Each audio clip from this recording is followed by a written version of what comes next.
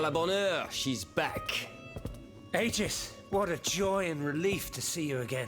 Monsieur, Welcome to our stronghold. I'm sure that everyone here is aware of the great debt we all owe you. As you can see, the most exhausted among us are growing stronger.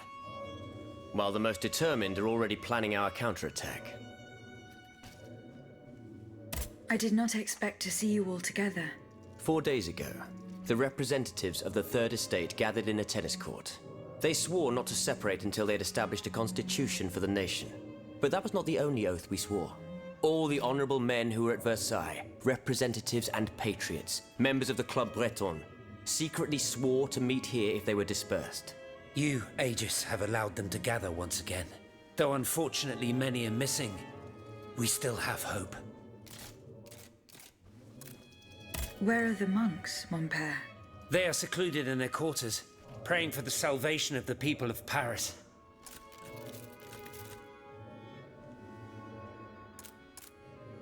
Why did you choose to meet in this convent? It was my idea. Voyez-vous, I stay here whenever my obligations bring me to Paris. No other retreat inspires such peace and contemplation. Et puis, truth be told, this building has always felt like a fortress to me. Just look at how thick these walls are. For 2 whole days, the patriots in the quarter consolidated the outer walls to make it an impenetrable citadel. No automat has broken through our defenses yet. However, we bear no illusions. We are weak, we are divided.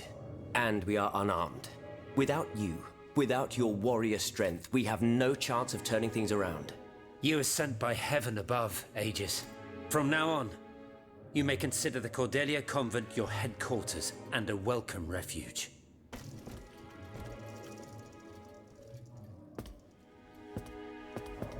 We must speak, you and I, in private, if you please. Monsieur de Lafayette must not hear a word of what I'm about to tell you. What do you mean? You all seem to be certain that I will use my strengths to serve your cause. Are you forgetting that I have a task to accomplish? Not at all, madame. We all know and support your plan to free Monsieur de Vaucanson. That is why I've taken the time to think of a way for you to get to the Bastille. I am listening. There is a patriot in Paris whose pamphlets have aroused Monsieur de Lafayette's ire. His anger is so strong that the poor man had to disappear to escape arrest. I know that he is secretly hiding in the quarries in Montmartre. A labyrinth he is said to know like the back of his hand. If anyone can help you navigate the obstacles that keep you from the Bastille, it is the elusive Monsieur Marat. Very well. I will go and find him.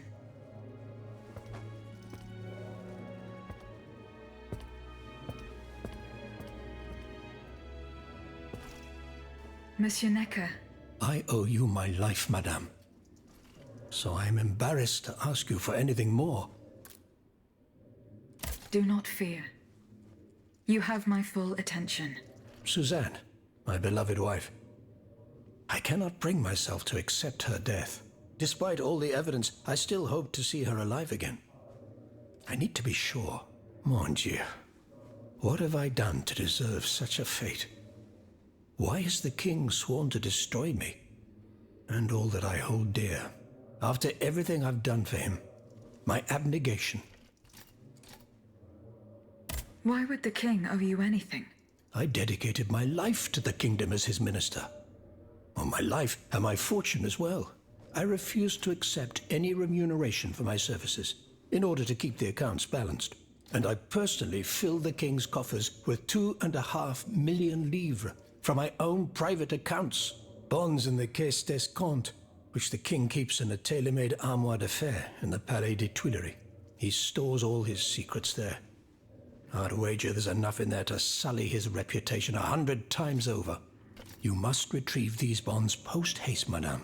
They must not be used to allow this madman to build more murderous automats. Do I have any chance of opening it? Don't even think about it, madame. Despite your incredible strength, that safe is said to be impenetrable. It was designed precisely to that effect. I personally never had access to it. I suppose that its contents were too unofficial for the honest minister that I always was. Who has the key? The king does, that's for sure. Anyone else? How could I know? His shadow advisors, most likely. Now that I think about it, There's a rumor that has been going round at Versailles for a while now. It's said that Monsieur de Mirabeau used to come and go as he pleased at the Tuileries, that he oversaw diplomatic missions for the crown. Not in any official capacity, of course. Who knows? He might know more about this matter than I do. I will ask him. I will look into what happened to your wife. Bless you, madame. Where should I start my investigation? In the Faubourg Saint-Germain, east of Les Invalides, we were separated in the Église Sainte-Marie on Rue de Bourgogne. I shall be off. You are the only hope of seeing my beloved wife again, and of foiling the plans of the clockwork tyrant.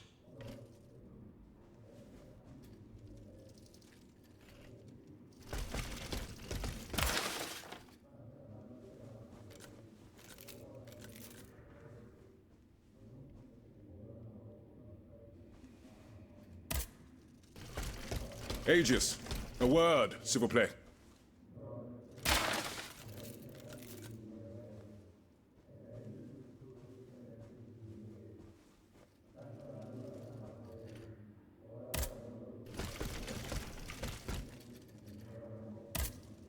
Monsieur Raymond.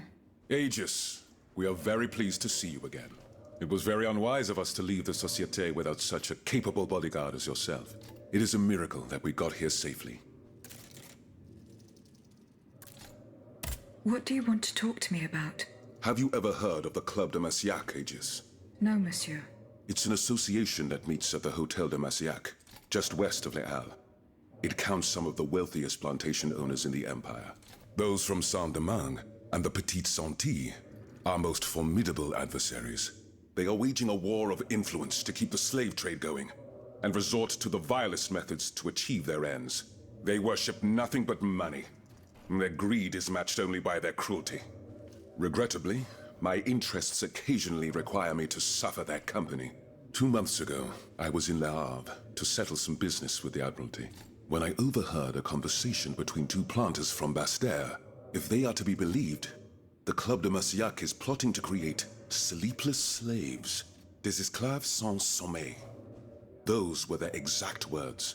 It's hard to say what this could possibly mean, but I fear they plan to administer some foul drug to their slaves to force them to toil day and night, without rest.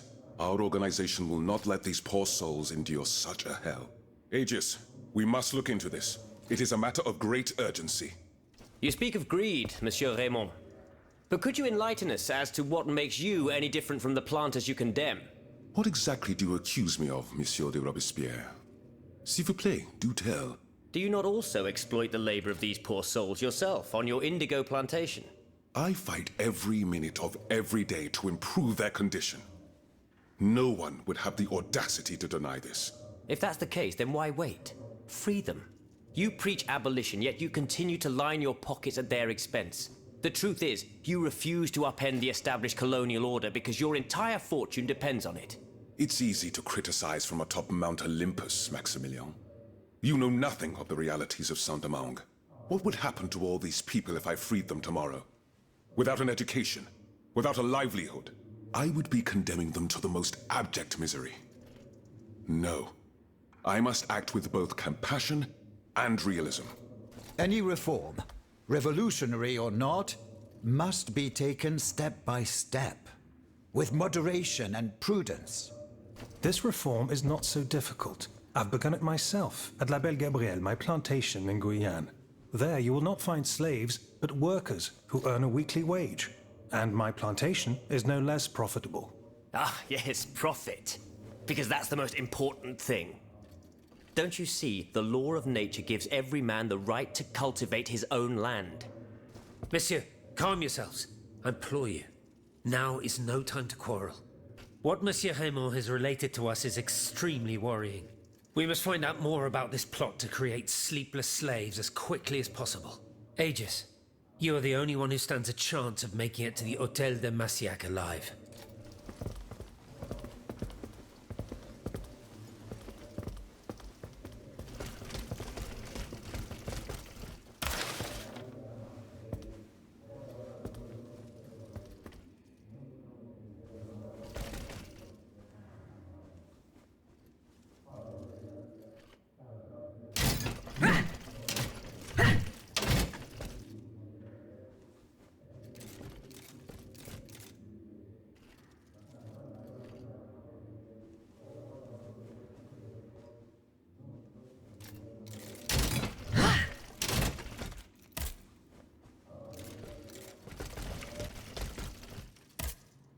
Aegis, I'd like to talk to you about my research.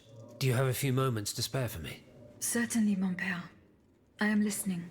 I've carefully collected the testimony of our companions here.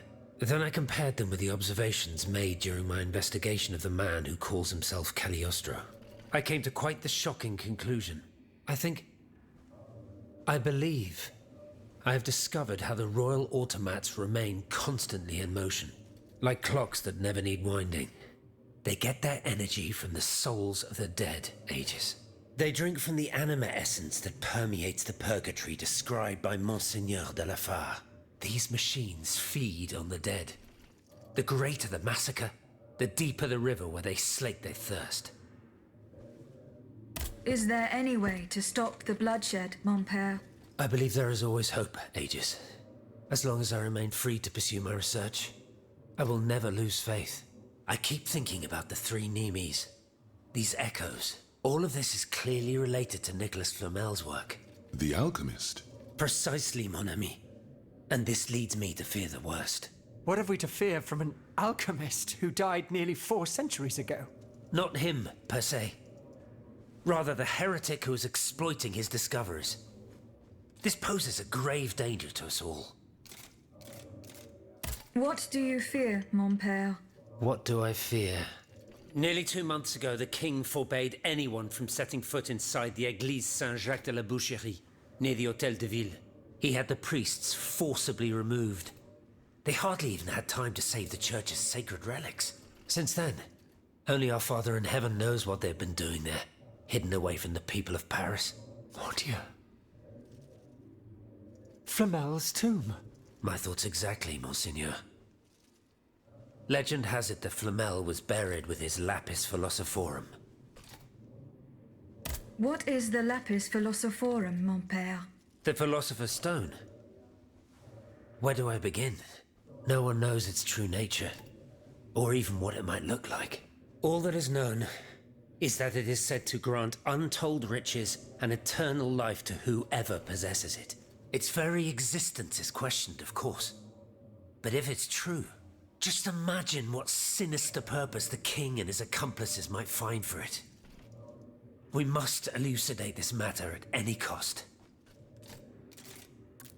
Where is this tomb? In the church's crypt. The priests always ensured that it remained undisturbed, despite the mystery surrounding it. But now they're no longer there to protect it. We need to know for certain. But how? There are automats everywhere. Aegis, Oui, mon père. will you help us get to the bottom of this? Did you not say that it was impossible to enter the church? There is perhaps a solution. The penitent's door behind the Châtelet leads to the Quartier de l'Hôtel de Ville. It's only opened on Good Friday, but this year, I had the honor and good fortune to lead the procession. Here is the key. Goodbye, mon père.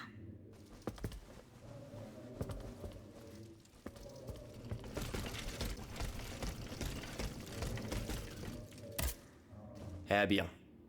Do you come bearing news from Monsieur Marat? No, not yet. I have it on good authority that he is in the quarries in Montmartre. He's the only person who could show you a way to reach the Bastille. Don't forget. Is your plan to arm the populace going as planned? Oh, far from it, madame. The situation is hopeless. Even if they were armed and formed into battalions, the Patriots would not be able to fight. Why is that? Most of the strategic points in the city are inaccessible. A strange illness strikes all who try. They are seized by an irrational fear, one so great that those who do not lose consciousness go mad or perish on the spot. This makes it impossible to do anything. Any attempt at an uprising is a fool's errand. The locations you mention share a common feature. A statue holding a lantern. That's right. From what little I could make out, they appear to be depictions of a Vestal Virgin watching over the sacred fire. Une lanterne des morts! What do you mean, monsieur? Lanterns of the dead. Ancient stone pillars that are found near some cemeteries. Our ancestors kept a fire going on top of them. Today, no one knows what they were used for. A symbol of light triumphing over darkness, perhaps? Others claim that human bones, mercury and lime, were burnt there. Some odious sorcery that was meant to entrap the tormented souls that wandered around the burial grounds. That makes sense and confirms my observations. I'm now certain that the King's lanterns capture the anima essence of the dead who have been cast into purgatory, and that this essence is what allows the automats to stay in motion, without needing a key to wind them. Paternoster quies in celis sanctificetur nomen tuum. Now that I think about it, madame, you obviously are not subject to the harmful effects of these lanterns. No, au contraire. When activated, these statues reveal an apparatus that allows me to repair myself. It follows that if you destroy these lanterns, the people will be free to fight again. Unfortunately, they are preternaturally strong. Nothing can so much as damage them. If only Monsieur Lavoisier were with us, he would surely be able to solve this conundrum.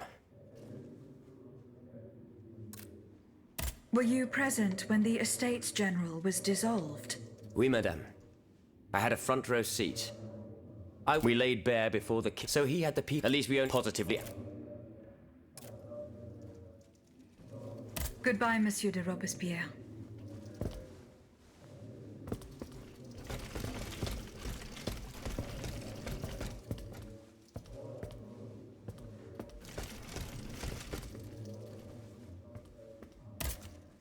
Monsieur de Mirabeau. Minister Necker claims that you are a familiar face at the Tuileries Palace. That old story. Will it hound me until I have drawn my last breath?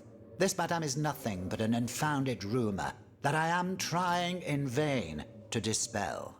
To what do I owe the displeasure of having to defend myself once again? I must get hold of some documents that are kept in an armored safe in the King's chambers. What luck could resist your talents? Minister Necker said it was indestructible. Oh, I see. Well, let me think. Who could help you? After all, a lock is nothing more than a simple mechanism. Nothing that can resist the expertise of our dear Monsieur Bailly. Why don't you ask him for help? I'll be sure to do so. Now, who else might be of use? Oh, there's Monsieur Lavoisier as well, our gunpowder commissioner. If he were here, I'm sure he'd have no trouble finding you something you could use to blow the door off that stubborn safe. Sadly, he's still at Luxembourg. Then it is high time you rescued him, madam. Now, if you'll forgive me, I have an urgent matter to attend to. You are forgiven for everything. In that case, it has been a pleasure, madam.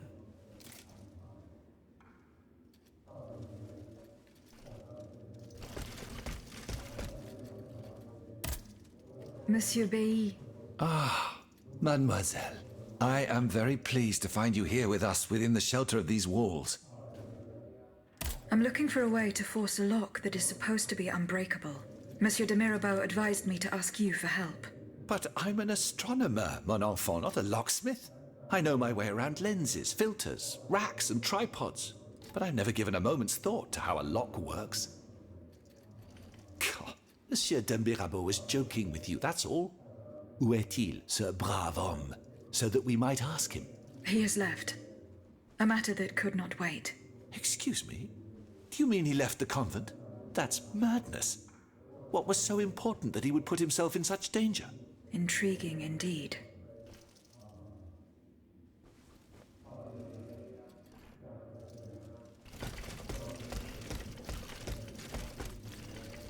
Has anyone seen Monsieur de Mirabeau?